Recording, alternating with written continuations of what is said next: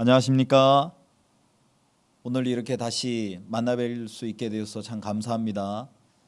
매 시간마다 하나님의 말씀과 함께 형제자매님들 또 우리 사역자님들 모시고 이렇게 말씀을 대할 수 있다는 것이 너무 큰 영광입니다. 히브리서를 통해서 만나는 대제사장 되신 예수 그리스도라는 주제로 오늘 잠깐 말씀을 좀 드리고 싶습니다. 먼저 히브리서에 나오는 말씀을 한번 보시겠습니다. 히브리서 4장 12절부터 14절에 나오는 말씀입니다. 제가 이 앞에도 이렇게 본문을 좀 준비했습니다. 또 성경을 갖고 계시면 성경을 펴주시면 감사하겠습니다. 히브리서 4장 12절입니다. 그러므로 우리에게 큰 대제사장이 있으니 승천하신 자 곧 하나님 아들 예수시라. 우리가 믿는 도리를 굳게 잡을지어다. 우리에게 있는 대제사장은 우리 연약함을 체휼하지 아니하는 자가 아니요 모든 일에 우리와 한결같이 시험을 받은 자로 돼 죄는 없으시니라. 그러므로 우리가 긍휼하심을 받고 때를 따라 돕는 은혜를 얻기 위하여 은혜의 보좌 앞에 담대히 나아갈 것이니라. 히브리서 4장 14절 말씀까지 읽었습니다. 저는 제가 참 이 말씀을 묵상하면서 제 마음에 너무 큰 힘과 소망이 되었습니다. 정말 나를 구속해 주신 예수님만 계신 것이 아니라 어린 양 되신 주님만 우리 삶 속에 계신 것이 아니라 정말 살아서 우리를 위해서 간구하고 계시는, 지금 이 순간에도 우리를 위해서 간구하고 계시는 정말 주님이 정말 계시다는 것이 너무 이렇게 마음에 감사하고요. 그런 마음에 감사가 있어서 정말 이렇게 말씀을 좀 드리고 싶습니다. 이번에 저희들이 참 박옥수 목사님 모시고 부활절 예배 말씀을 참 듣게 되었습니다. 정말 예수님을 믿는 또 따랐던 제자들은 정말 끝까지 자기의 생각과 함께 또 자기의 주관과 함께 예수님을 부인하고 그렇게 멀리할 수밖에 없는 사람이지만 예수님께서는 정말 그들을 버리지 아니하시고 그들을 기다려 주시고 그들을 이끌어 주시고 그들과 교제해 주시는 그런 주님의 마음이 생각이 되어질 때마다 너무 이렇게 참 감사했습니다. 저희도 이번에 이렇게 부활절 주간이 돼서 참 각 나라마다 이렇게 수양회를 좀 해야 되겠다, 온라인으로. 사실 이번 주간이 이제 가장 저희들이 이렇게 많았던 그런 성고난 주간이었거든요. 그래서 굉장히 많은 분들이 목사님 이번에 우리 말씀 안 듣습니까? 하고 굉장히 많이 이야기를 많이 하셨는데 참 이렇게 또 부산에 계신 임민철 목사님께 제가 좀 짧게 글을 드렸어요. 목사님께서 페루만 하지 말고 남미가 다 같이 함께 했으면 좋겠습니다. 저는 참 그런 교회 인도가 너무 감사한 거예요. 저는 그냥 제 안에서 그냥 제 것만 하고 이렇게 살려고 이렇게 하는 사람인데 교회가 계시고 종이 계셔서 우리의 생각의 폭을 굉장히 이렇게 넓혀주시고 또 함께 일할 수 있도록 해주시고 너무 이렇게 감사했습니다. 그래서 또 남미에 있는 종들과 같이 의논을 드리고 또 함께 정말 남미에 있는 여러 나라들이 함께 모여서 또 종들을 초청해서 말씀도 듣고 또 오후엔 그룹 교제도 하고 너무 이렇게 감사한 참 시간들을 보냈습니다. 정말 우리 스스로는 우리 안에 그냥 머무를 수밖에 없는데 교회가 종이 우리를 계속해서 새로운 세계로, 우리 마음의 세계로 이끌어 주신다고 싶으니까 너무 하나님 앞에 이렇게 소망스럽고, 정말 또 목사님 말씀을 중미, 남미 다 같이 들을 수 있었거든요. 정말 굉장히 많은 분들이 연결이 되셔서 이렇게 말씀을 들으시고 또 댓글을 끊임없이 달아주시면서 정말 내가 이번에 목사님 말씀을 듣고 복음을 받아들였습니다. 구원받았습니다. 그런 간증, 또 감사함의 간증들을 이렇게 대할 때마다 너무 우리 마음속에 정말 소망스러웠습니다. 제가 참 그 말씀이 이렇게 생각이 났어요. 이 민수기에 보시면요, 민수기 6장 24절부터 26절에 나오는 말씀입니다. 먼저 한번 찾아보실까요? 민수기 6장입니다. 민수기 6장 24절입니다. 목사님 말씀 이렇게 들으면서 제 마음속에 민수기 6장 24절에 여호와는 내게 복을 주시고 너를 지키시길 원하며 여호와는 그 얼굴로 내게 비치사 은혜 베푸시기를 원하며 여호와는 그 얼굴을 내게로 향하여 드사 평강 주시기를 원하노라 할지니라 하라. 참 늘 목사님께 자주 들었던 말씀인데 정말 이 말씀을 다시 한번 이렇게 목사님 말씀 들으면서 마음에 굉장히 참 크게 이렇게 와서 부딪혔던 것 같습니다. 하나님은 우리의 어떤 모습이나 허물을 보지 아니하시고 정말 오직 하나님의 은혜로 우리에게 약속하시더라고요. 너에게 복을 주고 너를 지키기를 원하고 그 얼굴로 너에게 비치사 은혜 베푸기를 원하고 하나님은 그 얼굴을 내게로 향하여 두사 평강 주시기를 원한다. 하나님의 마음은 우리에게 뭐든지 주시겠다고 말씀하시더라고요. 내가 너에게 축복을 줄게. 내가 너에게 은혜를 베풀어 줄게. 내가 너에게 평강을 줄게. 정말 그런 하나님이 말씀과 함께 하셔서 우리와 함께하는 것들을 생각해 볼 때 너무 감사한 마음이 있습니다. 제가 이제 선교 생활을 하면서 코스타리카에 간 지 얼마 안 돼서 이제 어떤 한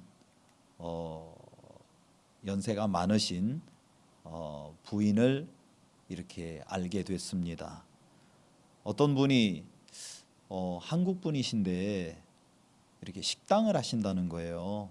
사실 그때 이제 저희가 뭐 말도 잘 통하지 않고 아는 사람도 없어서 어떻게 그분의 주소를 알고 이제 제 아내하고 저하고 아이들 2명을 데리고 이제 그 집에 가보니까 주소를 따라서 가니까 식당을 하시더라고요. 그래 제가 안녕하세요 인사를 드리니까 아이고 한국 분이시네요. 예, 선교사인데 여기 온 지 얼마 안 돼서 마침 이렇게 모치님 주소를 얻게 돼서 인사 한번 드리고 싶어서 왔습니다. 아유 잘 오셨습니다. 저도 뭐 한국 분들하고 거의 만나지를 않아서 이제 그게 계기가 돼서 저희가 일주일에 한 번씩 이제 그 집에 이렇게 찾아갔죠. 한 번, 2번 인사도 드리고 또 서로 한국 분들하고 왕래가 없으니까 그냥 또 한 번씩 이렇게 찾아갔습니다. 그러다가 제가 그분에게 박옥수 목사님의 죄삼 거듭남의 비밀 책을 한번 드렸어요. 모치님 이 책 한번 읽어보십시오. 아이고 목사님 내가 이 책 내용이 없으면 어떻게 해요? 아닙니다. 굉장히 좋아하실 거예요. 한번 읽어보십시오. 그리고 이제 그 다음 주에 찾아가니까 모치님께서 뭐라고 이야기하시냐면 목사님 내가 그 책 읽어보니까 너무 참 좋았습니다. 내 마음에 무언가 이렇게 굉장히 와서 많이 이렇게 닿았습니다. 그래 제가 그렇죠. 진짜 제가 그 책 잘 드렸죠. 예, 아주 일주일 동안 시간 가는 줄 모르고 너무 잘 봤습니다. 모치님, 우리가 같이 일주일에 한 번씩 좀 성경 공부를 한번 하시면 어떨까요? 아, 예, 좋습니다. 목요일 날 오후에 오세요. 그게 계기가 돼서 제가 이제 일주일에 한 번씩 제 아내와 함께 아이들 데리고 그 식당에 이제 매주마다 갔습니다. 그러면서 성경 공부를 열게 되고 그리고 나서 이제 한 주, 2주 시간이 지나면서 이분이 복음을 들으셨어요. 복음을 들으시고 나서 너무 감사해하시고 진짜 하나님이 나의 모든 죄를 사해 주셨구나. 참 감사합니다. 근데 시간이 지나면서 이분 마음속에 참 하나님 앞에 소망을 가지시는 거예요. 그러면서 어느 날 저한테 이야기를 해주시더라고요. 목사님, 내가 참 이렇게 복음을 받고 나서 시간이 이렇게 지나게 되었는데 내가 참 지나온 시간들을 생각해 보면 하나님이 나를 도우셨다는 마음밖에 안 들어집니다. 저는 경기도 문산에서 태어났습니다. 이제 저에게 지나온 삶을 이야기해 주시는 거예요. 그래 제가 17살 때 어른들의 중매로 이제 결혼을 했죠. 저는 우리 남편과 가난했지만 아주 이렇게 단란하게 행복하게 잘 살았습니다. 이제 우리 바깥 양반 되시는 분하고 딸아이를 2명을 낳았다고 말씀하시고, 그리고 나서 이제 행복한 시간을 보내셨는데 어느 날 남편이 한 30세쯤 되셨는데 갑자기 속이 많이 아프시다는 거예요. 그래서 이제 모친님께서 남편을 병원에 데리고 가셨어요. 데리고 가니까 이미 만성위암이라고 판정이 나온 거예요. 그래서 이 모친께서 그 이야기를 들으시고 하늘이 무너지시는 것 같더랍니다. 세상에 어떻게 이런 일이 내게 있을 수 있나. 너무 마음이 아프셔갖고, 근데 이제 온 마음을 다해서 남편을 돌봐주셨는데 안타깝게도 이제 돌아가셨어요. 남편이 돌아가시고 난 이후에 이제 뭐 딸아이가 2명이고 나이가 30 먹은 갓 새댁인데 남편이 어느 날 갑자기 세상을 떠나고 나니까 마음이 그렇게 적적하고 무엇을 해야 될지를 모르겠더래요. 그래서 며칠 동안 집안에 있는데 이웃집 할머니가 오시더니, 새댁 언제까지 그렇게 살 거야? 이제 세상을 떠나신 분은 떠나신 분이고 이제 새댁은 아이들 생각해야지. 나하고 같이 장에 야채 팔러 가자. 그렇게 해서 이제 장에 야채를 팔러 나가셨답니다. 처음엔 진짜 길바닥에 야채를 몇 개 놓고 이렇게 하시는데 너무 부끄러워서 말이 안 나오더라는 거예요. 그래 이제 계속 며칠을 머뭇머뭇하니까 그 할머니가, 아직도 배가 덜 고팠구만. 뭐가 부끄러워? 나 따라서 한번 해봐. 사주세요. 한번 이 파 좀 사세요. 그 말 좀 해봐. 그렇게 해서 이제 시장에서 야채를 팔기 시작하셨답니다. 이제 그러면서 세월이 지나면서 바닥에서 놓았던 그 야채들을 이제 조그만 노점상을 갖게 되시고 조그만 가게를 얻으셔서 하여튼 부지런히 하루하루 열심히 사셨어요.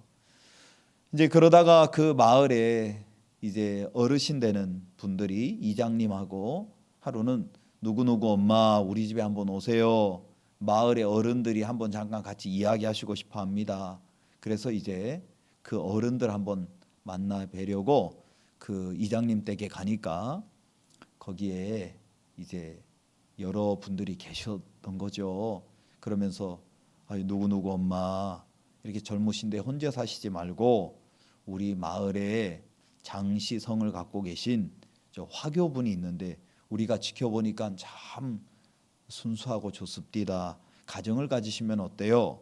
해서 어른들의 도움으로 이제 가정을 가지시게 됐습니다. 하여튼 그 새로 이렇게 가정을 가지신 그분하고 참 넉넉하진 않았지만 중국 식당을 경영하면서 참 이렇게 단란하게 사셨던 것 같아요. 그래서 그 분하고 또 따님을 2명을 더 낳으셔서 총 따님이 4명이 된 거예요. 그래 감사한 마음으로 진짜 이렇게 지내셨는데 어느 날 그 남편의 형님 되시는 분에게 전화가 온 거예요. 어느 날 갑자기 그 아내 되시는 분이 교통사고로 돌아가시고 이제 미국에 가야 되는데 미국에 가기 전에 잠깐 너희 집에 들르고 싶다. 그래 좀 얼마 있다가 미국 비자가 나오면 내가 갈게. 형님 그렇게 하세요. 하고 이제 이야기를 하고 기다리고 있는데 형님이 혼자 오신 게 아니라 그 자녀들을 데리고 왔어요. 자녀들을 몇 명 데리고 왔냐면 5명. 한번 생각해 보십시오. 모친님에게 따님이 4명 있었습니다. 그리고 이제 남편의 형님이 조카들을 5명을 데리고 온 중국에서. 그러니까 하루아침에 자식이 몇 명이 된 거예요? 9명이 된 거죠. 그래, 너무 깜짝 놀랐지만 아유 진짜 다들 어려운 처지에 돕고 살아야 되겠다, 이 마음이 이렇게 들어서 하여튼 온 마음을 쏟아서 뒷바라지를 하셨다는 거예요. 어느 때는 아침 6시부터 밤 6시까지 하루 종일 빨래만 하셨답니다. 생각해 보십시오. 11명이 옷을 벗어 놓으니까 하여튼 막 그렇게 열심히 삶을 사셨대요. 근데 이제 세월이 지나면서 그 남편 조카 되는 분들이 이제 1명, 2명씩 미국 달라스로 이민을 가시는 거예요. 가시면서 정말 숙모님, 당신이 우리를 키워주는 어머니입니다. 미국 가서 절대 잊지 않고 꼭 은혜를 갚겠습니다. 아유 고마워, 말만 들어도 감사하네 하고 이제 다 그분들이 미국으로 가신 거예요. 그래서 남편하고 이제 미국에서 올 초청장을 기다리면서 이제 계셨죠. 근데 점점 이렇게 시간이 지나면서 또다시 남편이 몸이 안 좋아지시는 거예요. 세월이 이렇게 지나면서 남편이 또 위가 쓰리다시는 거예요. 그래서 깜짝 놀라서 이 모친께서 남편을 데리시고 병원에 갔어요. 근데 검사를 했는데 불행스럽게도 또 위암으로 나왔습니다. 이분이 너무 당황스럽고 너무 자기의 삶이 원망스러우신 거예요. 그래 나중에 병원에서 수술도 받으시고 온 힘을 다 썼지만 하여튼 이렇게 너무 이미 암이 여러 부분으로 전이가 되어서 어렵다는 통보를 받았습니다. 나중에 돌아가시기 한 달 전에 이제 미국에서 형님이 오셔서 남편을 데리시고 중국 고향으로 가셨죠. 그리고 나서 얼마 안 있다가 이제 남편이 세상을 떠나셨어요. 그 무렵에 팩스로 남편이 돌아가셨다는 사실, 그 진단서와 함께 이렇게 왔는데 그 팩스로 온 종이를 한 달을 가슴에 품고 그렇게 우셨답니다. 그러면서 하늘을 향해서 하나님, 내가 무슨 악을 저질렀길래 왜 내가 이렇게 어려움을 당해야 합니까? 왜 나와 만나는 남자들은 다 위암에 걸립니까? 나보다 악하고 못되게 사는 사람들도 많은데 왜 내가 이렇게 어려운 일을 당해야만 합니까? 그러면서 마음에 한이 맺히시더래요. 그래 정말 마음이 너무너무 슬프고 괴로우셔서 그때부터 내가 열심히 목숨을 걸고 돈을 벌자고 마음을 작정을 하셨답니다. 하여튼 제가 그때 모치님을 만나 뵈었을 때 이미 코스타리카에서 사신 지가 14년이 넘으셨죠. 저한테 이야기하시더라고요. 목사님, 내가 14년 동안 가게 문을 딱 2번 닫았습니다. 한 번은 내 생일이고 한 번은 우리 가족이 놀러 갈 때. 근데 그 이외에는 지난 14년 동안 아침 6시에 문 열어서 새벽 1시에 문을 닫았습니다. 왜냐하면 나는 내가 돈을 벌어야 되겠다는 마음이 들었어요. 그래서 악착같이 돈을 버셨답니다.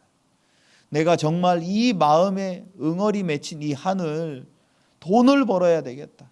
내가 이 자식들을 잘 키워야 되겠다. 정말 그렇게 세월이 지나셨답니다. 근데 언젠가 한 번은 이제 영업을 다 마치시고 이제 연세가 한 60세쯤 되셨을 때 저녁에 1시가 넘게 이제 이렇게 얼굴을 좀 세면을 하시고 주무시려고 딱 화장실에 가서 이제 있는데 딱 나타난 모습이 깜짝 놀란 거예요. 아니 웬 거울에 어떤 할머니가 주름살이 가득 있는 할머니가 나온. 그 이분이 이게 누구야? 누구긴 누구겠어요? 자기지. 그러니까 이 모친께서 당신 자신을 보시고 그때 깜짝 놀라신 거예요. 그 전에는 참 사람이 희한하죠. 매일 거울을 봐도 그게 잘 안 띄어지셨답니다. 근데 그날 거울에 비춰진 자기의 모습을 보고 그때부터 내가 돈을 벌어야 되겠구나, 정말 악착 같은 마음이 다 버려야 되겠구나 하는 마음이 다 끝나고 그때 인생을 생각해 보시게 됐다. 아, 내가 진짜 무엇을 위해서 살고 있는가? 야, 내가 이렇게 늙었나? 이제 그 무렵에 하나님이 저를 그 집에 보내주셔서 제가 목사님의 죄사함 거듭남의 비밀 이 책을 드릴 수 있었습니다. 모친님께서 이 책을 읽으시고 마음에 굉장히 감사하게 생각하시고 이 책을 통해서 당신의 마음이 비춰지시고 이제 복음을 들으시고 구원을 받으셨죠. 구원을 받고 나셔서 너무 감사해하셨어요. 하나님, 나는 왜 내가 사랑하는 남편들이 세상을 떠날 때 정말 잘 몰랐습니다. 그러나 내가 지금은 구원을 받고 나서 보니까 왜 하나님이 내게 이런 슬픔을 주셨는지 내가 참 알겠습니다 하고 어느 날 모친님께서 제게 참 위로의 하나님으로부터 받으신 위로의 귀한 간증을 이야기해 주실 때 아직도 제 마음에 그게 참 마음에 많이 남고요. 항상 정말 이렇게 집회 때 또 영혼들 초청할 때 정말 함께 이렇게 또 복음도 전하고 사람들도 이렇게 초청하면서 주님 안에서 귀한 시간들을 보냈습니다. 정말 제가 모친님을 생각해 보면 정말 우리 사랑하는 예수님께서 대제사장처럼 이 땅에 오셔서 정말 우리의 마음을 위로하시는구나, 그런 마음이 참 마음에 많이 들었습니다. 저는 오늘 저녁에 히브리서를 이렇게 읽었는데요. 히브리서에 이렇게 보시면 참 자주 거의 다른 성경에는 찾아볼 수 없을 것만큼 구약의 많은 성경을 인용하고 또 구약의 구체적인 내용들을 이야기해 줍니다. 어제도 말씀드렸지만 히브리서는 유대 교회에서 복음을 듣고 나온 그리스도인들이 핍박과 어려움을 당할 때 성령께서 그들을 위해서 기록해 주신 위안의 편지였습니다. 그래 정말 하나님은 당신의 뜻을 나타내시기 위해서 선지자들을 세우셨죠. 선지자들은 하나님의 대표자로 이제 백성들에게 다가오는 존재였습니다. 그리고 하나님은 대제사장을 세우셔서 또 백성의 대표자로 하나님 앞에 서게 하셨습니다. 참 우리가 이렇게 생각해 보면 예수님께서는 이 땅에 오실 때 선지자로 오셔서 정말 다른 선지자들이 계시하지 못한 완벽한 부분들을 우리에게 말씀해 주셨고 또 정말 주님께서 십자가에 못 박혀 돌아가시고 부활하시고 난 이후에 정말 우리 곁에 계시면서 정말 대제사장으로 우리와 함께 우리의 모든 연약함과 부족함을 함께하고 정말 계신다는 마음이 참 들었습니다. 저는 제가 이렇게 성경을 보면 너무 감사한 것이 히브리서에 보면 예수님을 대제사장이라고 아주 자주 언급을 합니다. 잘 아시겠지만 제사장에게 꼭 하나님이 요구하셨던 것이 있습니다. 그것은 정결이었습니다. 그리고 그것은 하나님 앞에 갖게 되는 거룩이었죠. 사실 이런 단어들은 우리하고 아주 익숙한 단어 같지는 않습니다. 많은 분들은 내가 이렇게 열심히 하는데 하나님 앞에 서면 하나님이 나 받아주실 거야. 내가 이렇게 하는데 하나님이 나 버리시겠어? 이제 그렇게 생각을 하시지만 하나님에겐 그분의 기준이 있으십니다. 그의 성품이 있으시기 때문에 하나님이 우리에게 요구하는 건 많은 걸 요구하시지 않습니다. 정말 내가 갖고 있는 이 거룩을 너도 갖기를 원한다. 내가 갖고 있는 화목을 너도 갖기를 원한다. 내가 갖고 있는 이 하나님의 의를 너도 갖기를 원한다. 이게 하나님의 마음이시죠. 그래서 구약 성경에 보면 제사장들이 가져야 될 것들이 있습니다. 바로 거룩함인데 그 거룩함을 이제 항상 얻기 위해서 이 구약의 제사장들이 끊임없이 자기를 수련하고 자기를 비우는 일들을 하게 되었죠. 정말 하나님은 이 제사장들을 세우실 때 선택한 자들을 부르셨습니다. 아무나 제사장이나 대제사장이 되지 못하고 하나님으로부터 선택받은 자들이죠. 그래서 히브리서 5장 4절에 보시면 이 존귀는 아무나 스스로 취하지 못하고 오직 아론과 같이 하나님의 부르심을 입은 자라야 할 것이니라. 제사장들이 가져야 될 가장 큰 특징 중에 하나가 거룩, 정결함이었습니다. 그리고 이들은 하나님으로부터 부르심을 받았고 택하심을 입은 자들이었습니다. 정말 성경에서 이 제사장들의 역할을 이렇게 보게 되면요, 그들이 정말 레위기서 1장 4절에 나오는 것처럼 구약 시대 희생 제물을 준비해서 또 죄를 전가하는 일을 했고, 결국 또 그 희생 제물을 잡아서 번제단 뿔에 이제 제사장들이 피를 바르는 거죠.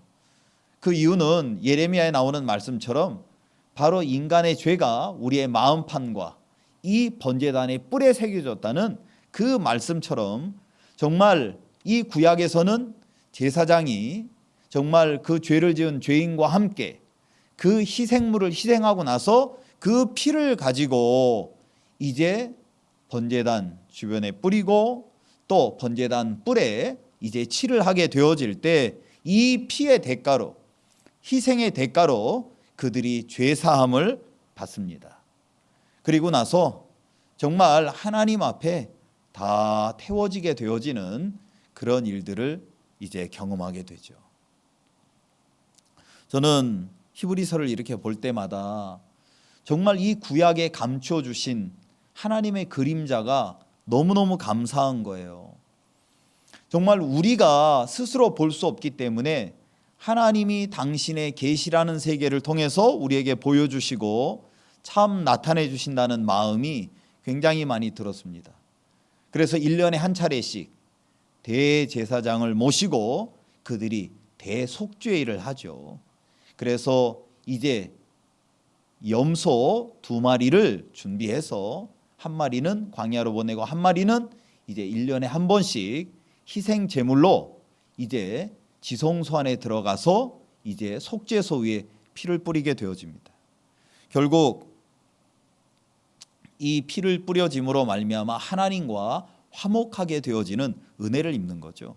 근데 성경은 말하기를 이것은 바로 예수님에 대한 그림자이다. 저는 제가 히브리서를 생각해 볼수록 왜 하나님은 정말 이 히브리서에서 대제사장으로 나타나신 예수님이란 말씀을 우리에게 이야기해 주실까? 제가 시간상 다 읽을 수가 없어서 이렇게 좀 적었습니다.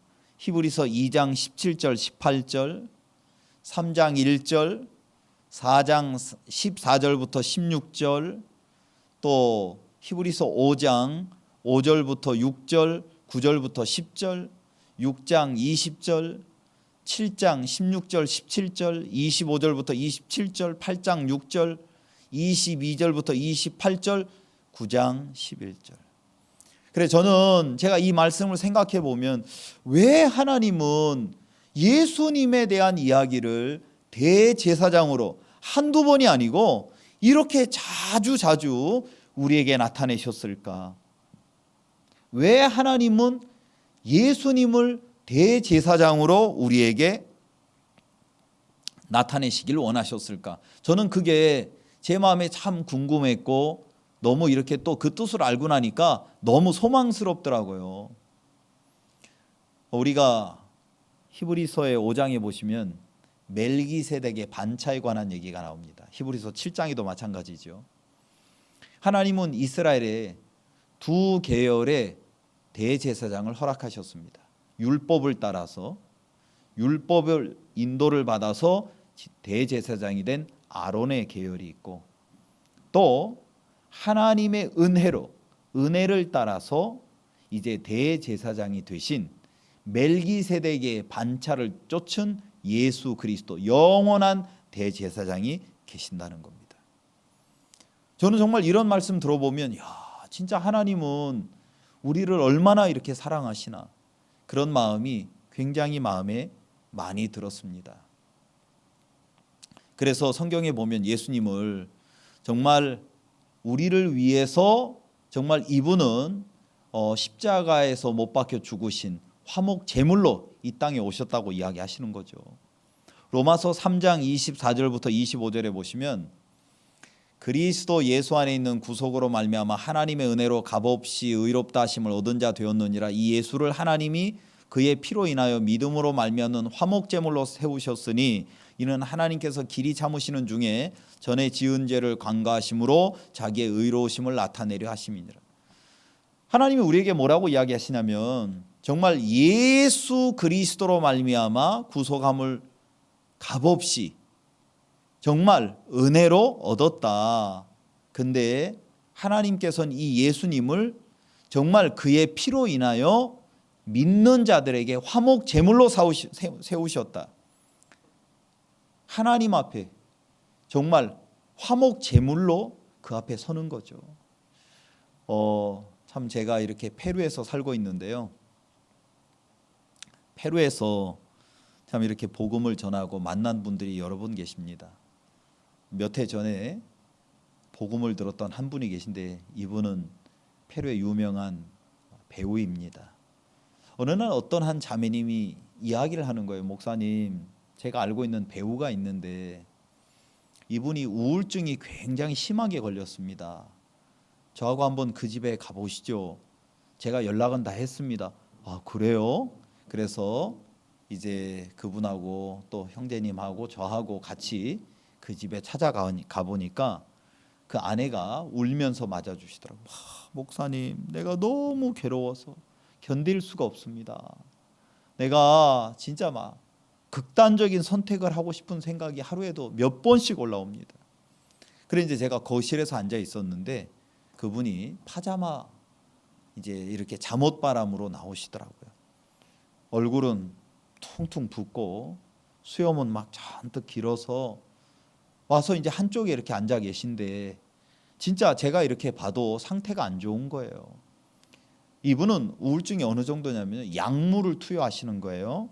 그래서 보름 동안 진짜 침대에서 화장실 갈 때만 일어나고 먹는 것도 조금만 먹고 계속 잠만 잔다는 거예요. 그래갖고 이 부인이 막 엉엉 우는 거예요. 그래 제가 그날 좀 인사를 하고 짧게 좀 말씀을 나눴습니다. 그러면서 우리 모두에게 다 어려움이 있을 수 있는데 정말 제가 만난 위로의 예수님이 계신데 한번 좀 우리가 일주일에 한 번씩 성경 공부를 하면 좋겠습니다. 그분하고 성경 공부를 했습니다. 한 번, 두 번. 근데 이분이 말씀을 쭉 들으시면서 나를 이렇게 사랑해 준 분이 계셨네요. 나를 위해서 이렇게 자기를 버리신 분이 계시네요. 감사합니다. 그러면서 이분이 복음을 받아들이시고 난 이후에 그 삶이 너무너무 달라지신 거예요. 정말 제가 이렇게 이제 교회에 있다 보면 그 부인이 연락이 와요. 목사님, 우리 집으로 좀 빨리 와보세요. 왜요? 남편이 지금 막 죽고 싶다고 해요. 그래서 저하고 같이 있는 형제님하고 저하고 운전을 해서 막 진짜 달려간 적이 몇 번이 아니었습니다. 근데 하나님의 말씀이 살아계셔서 이분이 이렇게 말씀을 들을 때 마음을 열고 이렇게 한 번, 두 번 말씀을 들을 때마다 마음의 고비를 넘기시고 또 그 마음에 한번 진짜 복음이 마음에 비춰지셨어요. 구원을 받으시고 나셔서 그렇게 기뻐하시고 정말 그분을 통해서 또 많은 분들이 이렇게 말씀을 듣는 것들을 생각해 보니까 하나님 앞에 참 감사했습니다. 정말 예수님은 이 땅에 하나님의 어린 양으로 오셨죠. 오셔서 정말 그분의 피 흘리심으로 말미암아 우리를 보고 화목 제물로 정말 하나님 앞에 자기 자신을 드리시게 되었다 이야기하십니다. 또 요한일서 2장 22절에도 저는 우리 죄를 위한 화목 제물이니 우리만 위할 뿐 아니요 온 세상의 죄를 위하십니다. 저는 너무 감사한 게 예수님이 이 땅에 오셨습니다. 왜 오셨습니까? 그분은 우리의 죄를 위해서 오셨습니다. 근데 어떻게 십자가에 못 박혀 돌아가셨냐면 화목 제물로 정말 인간과 하나님이 어떻게 화목되어질 수 있는지 그 부분을 이야기를 해주고 있는 거예요. 저는 제가 이렇게 성경에 보면 속죄라고 하는 단어가 있어요. 영어에 속죄라는 이 단어에는 옥스퍼드 영어 사전에 보면 세 가지의 뜻이 있습니다. 첫 번째는 화목, 두 번째는 속죄, 세 번째는 하나됨. 그러니까 우리는 뭐 그냥 죄 사함, 뭐 죄를 사함 받았다 그렇게 말을 하는데, 이렇게 영어에서 우리가 한번 좀 더 생각해 보면 그 죄 사함이라는 단어 안에 정말 하나님과 끊어진, 하나님과 원수로서 끊어진 나의 관계가 그리스도의 보혈로 다시 회복이 되었다. 얼마나 놀라운 일입니까? 정말 저는 영원한 지옥에 갈 수밖에 없는 인간이었습니다. 저는 정말 영원한 멸망에 갈 수밖에 없는 사람이었습니다. 저희 교회에 한 형제님이 계신데, 이분은 이렇게 눈이 어느 날 나빠지시기 시작하셨어요. 굉장히 어려운 이제 이렇게 시간을 보내셨죠. 그러다가 정말 기적처럼 각막을 기증받는 분을 얻게 돼서 각막 이식 수술을 하셨습니다. 각막 이식 수술을 받으시고 나셔서 이분 마음속에 너무너무 감사하신 거예요. 또 저희 교회에 신장이 안 좋으신 분이 계셔요. 근데 이분이 전에 오랫동안 어려워하셨다가 신장 이식 수술을 받으셨어요. 이분은요, 신장이 안 좋으셔서 14년 동안 이 이 오렌지 주스를 못 드셨답니다.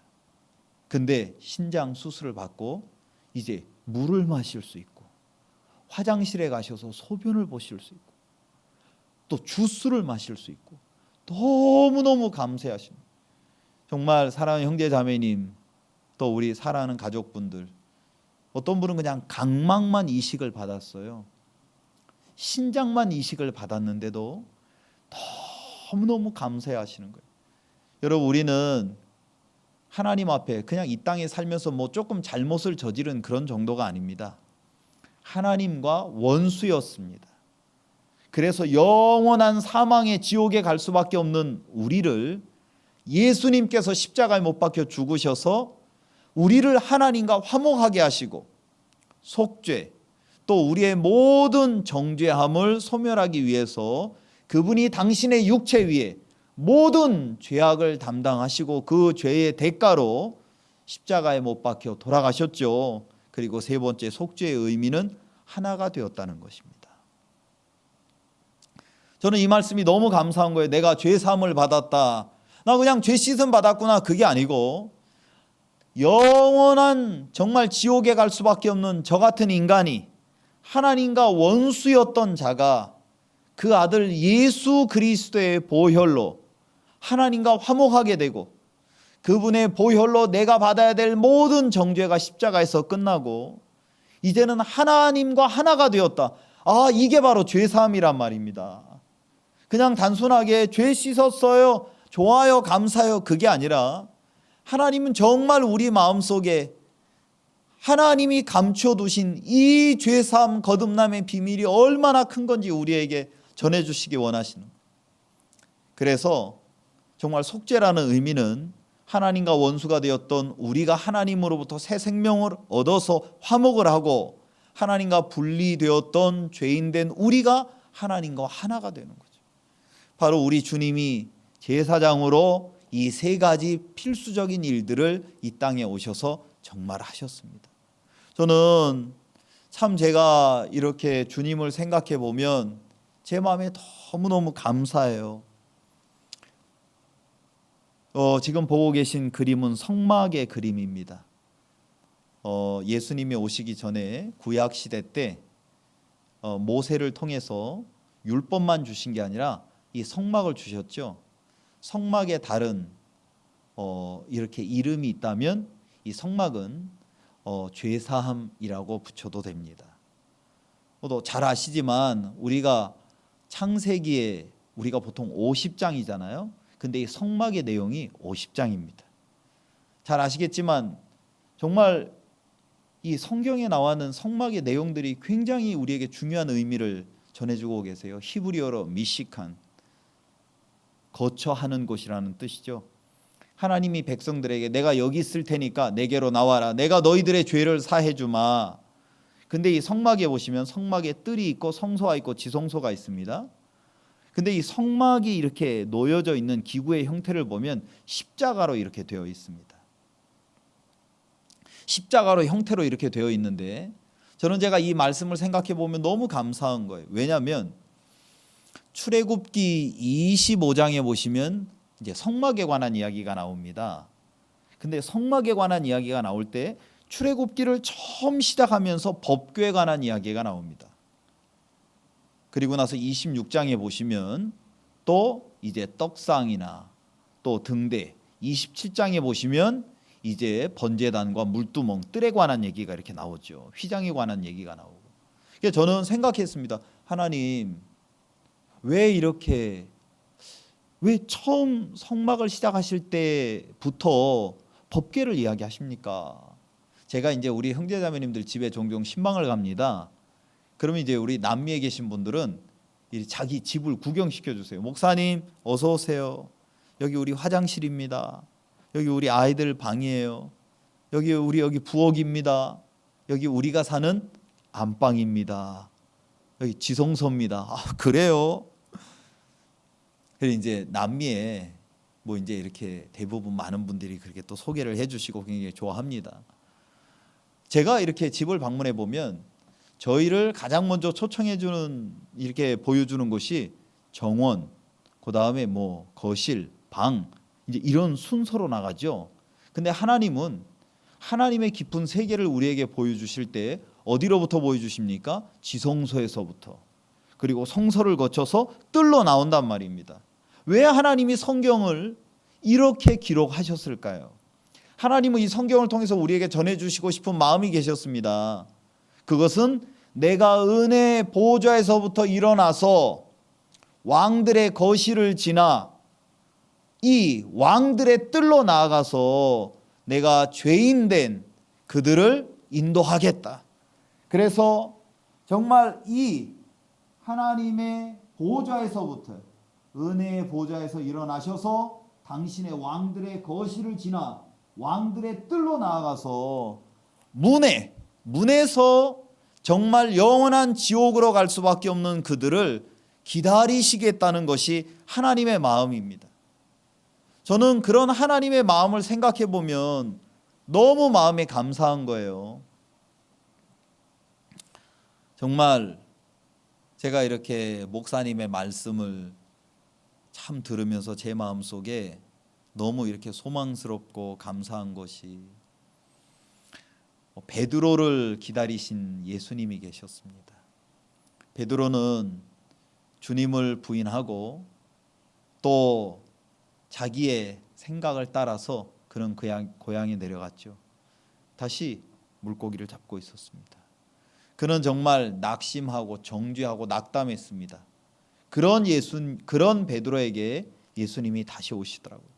저는 우리를 찾아오시는 예수님이 너무 감사해요. 저는 정말 우리를 기다려주시는 예수님이 너무 감사합니다. 베드로가 너무 낙심해. 정말 그날도 고기를 잡지 못했습니다. 예수님이 바닷가에 계셔서 기다리고 계시는 거예요. 여러분, 오늘 이 순간에도 예수님이 우리를 찾아오십니다. 이 순간에도 예수님이 우리를 기다리고 계십니다.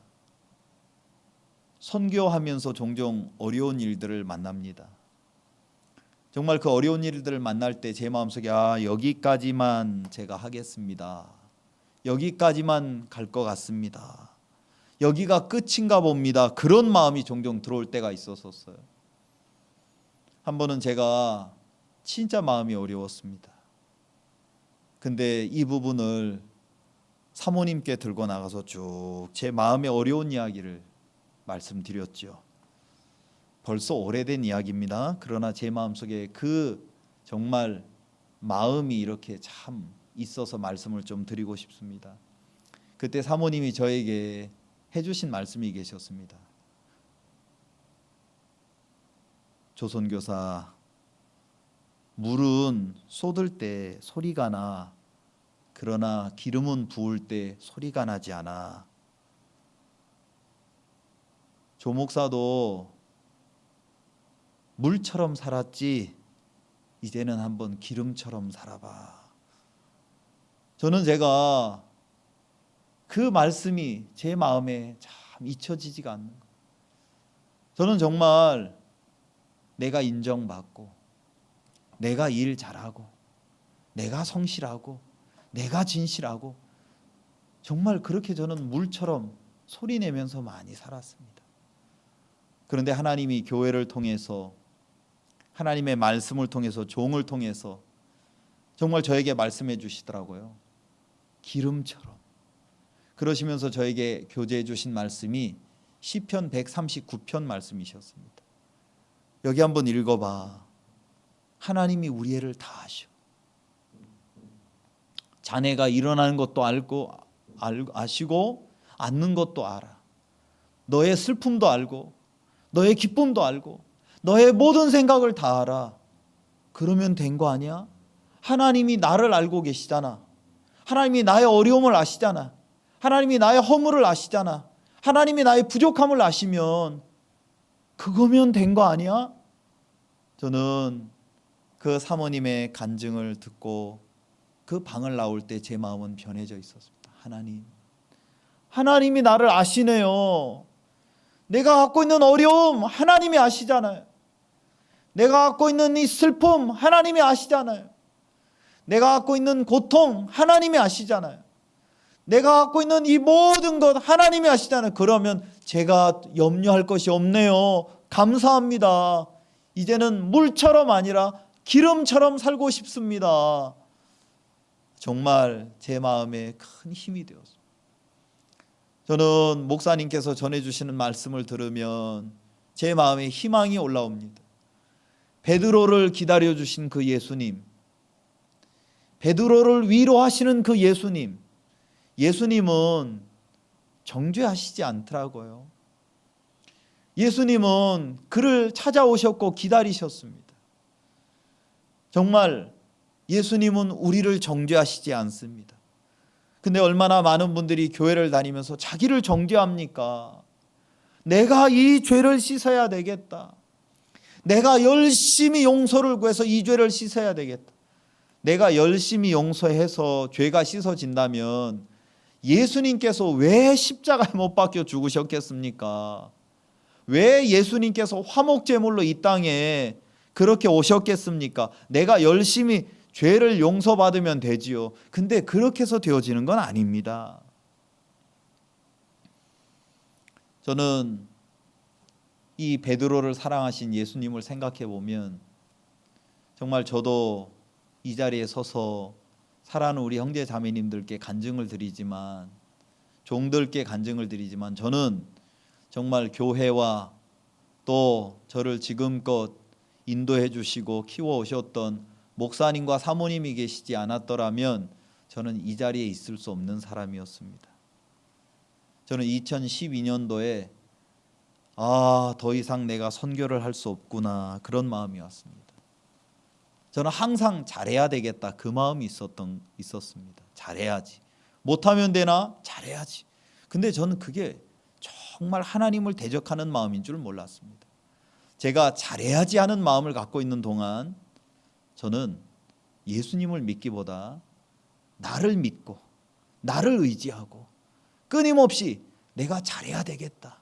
그러니까 저는 옳은 사람이 되더라고요.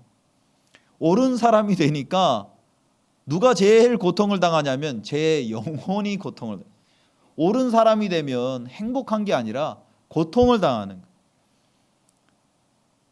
사람들이 왜 어려움 당하는 줄 아십니까? 자기에게 옳음이 있어서 그래요. 내가 옳아. 내가 하는 게 옳아.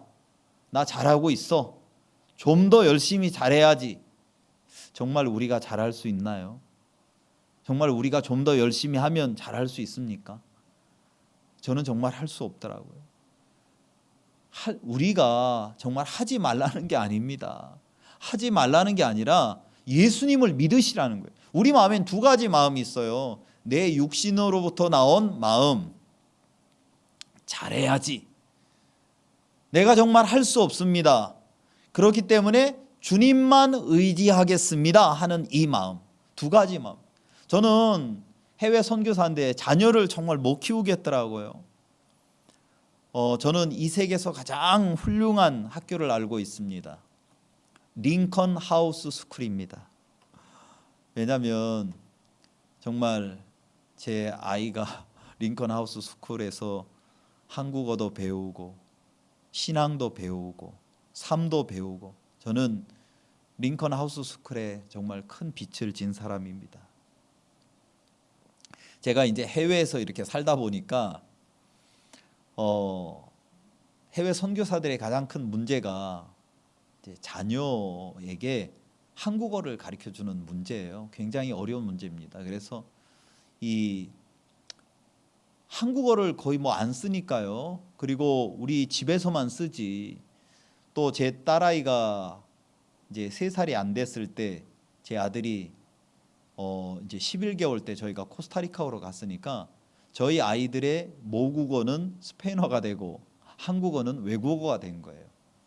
그래서 제가 중학교 때 우리 아이들을 보니까 너무 진짜 이게 마음이 심란해서 이제 목사님께 말씀을 드렸죠. 목사님, 제가 도저히 아이를 이렇게 못 키우겠는데 어떻게 합니까? 인도를 받아서 목사님께서 말씀해 주셔서 이제 제 아이를 목포로 보냈습니다. 목포에 그때 이제 유홍렬 목사님이 계셨어요.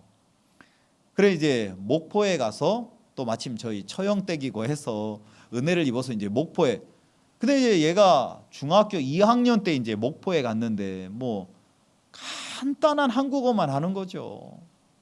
진짜 간단한 한국어만, 뭐 읽는 것도 띄엄띄엄 읽고. 그런데 이제 목포에 가서 한 달 지나서 처음으로 전화가 왔어요. 아빠, 여기 오니까 허벌나게 많네. 제가 그 첫 통화 듣고 거의 졸도할 뻔했습니다. 아이고 하나님, 한국어 배우는 것도 좋지만 그래도 표준어로 배워야 안 되겠습니까? 진짜 학교에 가서 이제 청강으로 중학교에 들어가서 공부를 하는데, 아빠, 나 오늘 국어 시험 쳤어. 얼마 나왔어? 10점. 나 오늘 한문 시험 쳤어요. 아빠, 얼마 나왔니? 빵점. 완전 새로 삶을 배우는 거죠. 또 제 아들은 똑같았습니다. 다시 한번 제가 목사님께 나아가서 또 사모님께 나아가서 말씀을 이렇게 드리고, 제 둘째 아이는 전주로 보냈습니다. 전주에 그때 또 이렇게 큰 처남이 계셔서 이제 보냈죠. 진짜 저는 교회가 아니었으면 전 정말 자식을 못 키우겠더라고요. 진짜 링컨 하우스 스쿨에서 신앙을 배우고 교회의 마음을 배우고 한국어를 배우고, 그리고 이제 학교 마치고 아빠, 내가 한국에서 내가 대학을 좀 다니고 싶어요. 근데 제 아내가 여보, 이제 한국에서 이렇게 했으면 군대 갔다가 이렇게 같이 우리랑 있는 것도 좋지 않습니까?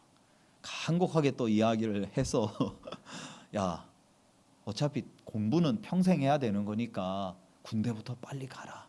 그래 제 아들이 기도를 간절하게 했답니다. 하나님, 제가 군대 가겠습니다. 다 좋은데 제발 춥지 않은 데만 보내주십시오. 그래 하나님이 그 기도를 들으시고 하여튼 강원도 철책 부대로 보내셔서 백골 사단에 들어가서 하여튼 그 국경 있는 곳에서 근무하다가 지금 이제 페루에 이렇게 돌아와서 참 정말 교회의 마음과 함께 이렇게 교회를 섬기고 있습니다. 저는 정말 잘할 수 없는 사람이더라고요. 저는 자식도 키울 수 없는 사람이더라고요. 저는 정말 잘하려고 했습니다. 근데 하나님이 잘할 수 없는 사람이라는 걸 가르쳐 주시더라고요. 정말 내가 할 수 없는 사람이구나. 저는 정말 제가 할 수 없는 사람이 되어지니까 제 마음속에 정말 저를 사랑하시는 하나님의 긍휼이 그렇게 제 마음에 크게 마음에 와닿더라고요. 나를 사랑하시는 예수님, 나를 기다려주시는 예수님, 정말 나를 정죄하시지 않는 예수님. 저는 정말 제가 이 교회를 만나고 나서 1985년도부터 지금까지 지내면서 정말 이 교회는 저에게 당신의 사랑을 주시고, 정말 제가 만난 종들은 주님의 마음으로 품어주시고 인도해 주시더라고요. 하나님의 마음엔 정죄가 없고, 교회 안에 정죄가 없고, 종의 마음엔 정죄가 없으시다라는 거죠.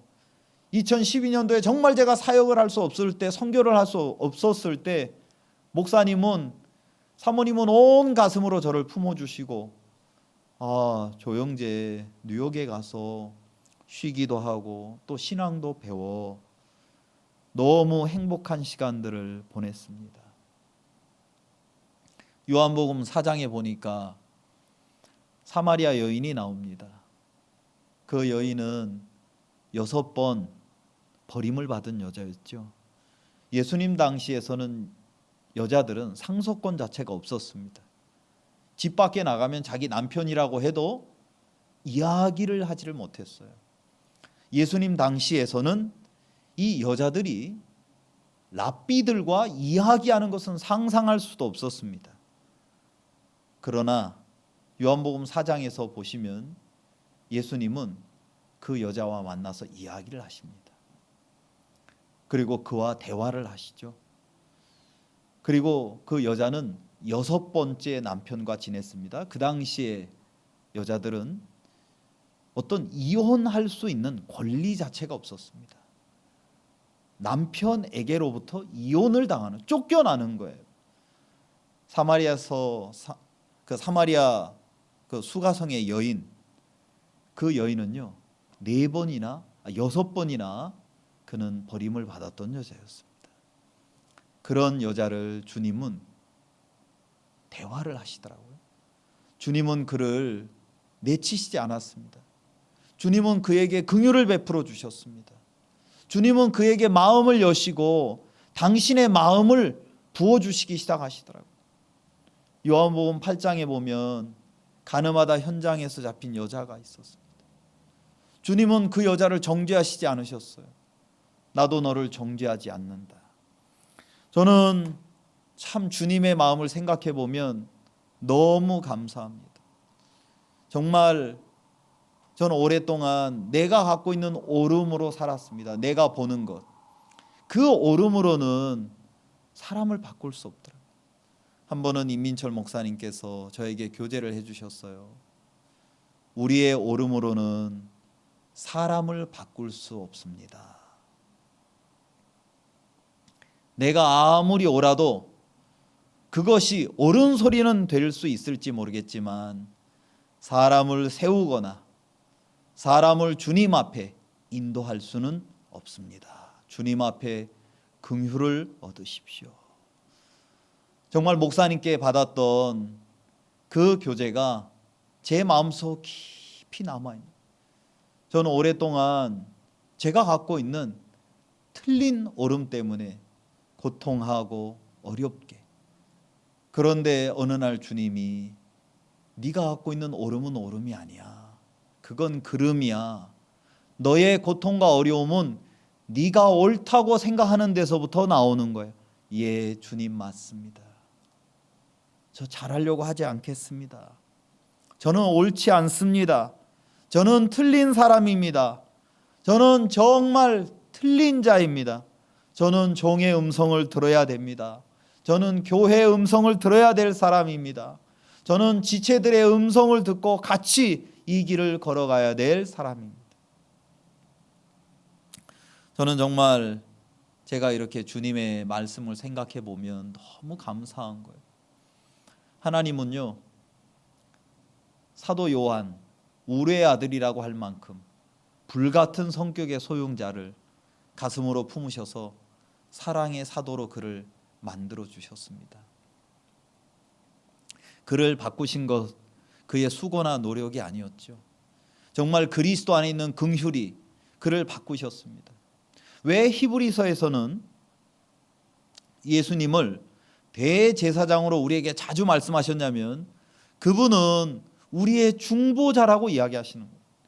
많은 분들은 나는 연약해, 나는 부족해, 하나님이 나를 안 도우실 거야. 절대 그렇지 않습니다. 저는 히브리서 2장 17절 18절 말씀이 너무 좋은 거예요.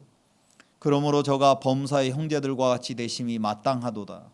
이는 하나님의 일에 자비하고 충성된 대제사장이 되어 백성의 죄를 구속하려 하심이라. 자기가 시험을 받아 고난을 당하셨은즉 시험 받는 자들을 능히 도우시느니라. 주님이 제게 그러시더라고요. 너에겐 충성되신 대제사장이 계시잖아. 네가 어떻든, 네가 잘하고 못하고 하나님 관심 없어. 네가 연약하고 네가 부족하고 그것도 관심 없어. 하나님의 관심은 예수님에게만 관심이 있어.